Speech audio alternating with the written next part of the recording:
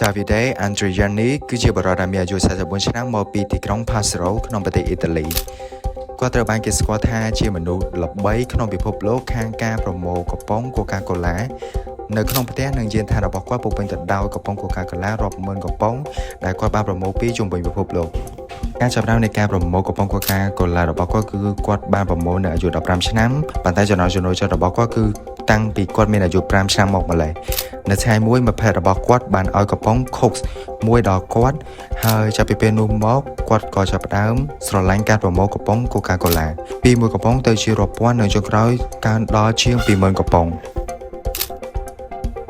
កំប៉ុងតែនេះមិនមានលក្ខណៈដូចគ្នាទាំងអស់នោះទេមួយគឺមានលក្ខណៈពណ៌អក្សរនិងភាសាខុសៗគ្នាព្រោះវាមកពីប្រទេសផ្សេងៗជាច្រើនកំប៉ុងដំបងដែលគាត់មានគឺមកពីប្រទេស Germany នៅឆ្នាំ1979ដែលមានពាក្យថា Coca-Cola សរសេរជាពាក្យភាសាអាល្លឺម៉ង់នៅឆ្នាំ2013 Davide Andriani បានទទួលពានរង្វាន់ពី Guinness World Records សម្រាប់ការប្រមូលកំប៉ុងភេសជ្ជៈធំបំផុតនៅក្នុងពិភពលោកគាត់ក៏មានតំណែងជាមួយនឹងអ្នកប្រមូលផ្សេងៗទៀតដើម្បីដូរនិងស្វែងរកកំប៉ុងកម្រពីជុំវិញពិភពលោកផងដែរ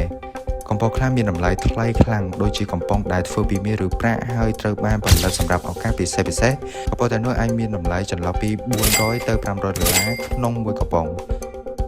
អូខេចឹងវីដេអូយើងថ្ងៃហ្នឹងក៏មានតែប៉ុណ្្នឹងទេក្នុងការសង្ខេបពីប្រវត្តិរូបរបស់ Davide Andriani ដែលគាត់ជាអ្នកប្រមូលកំប៉ុង Coca-Cola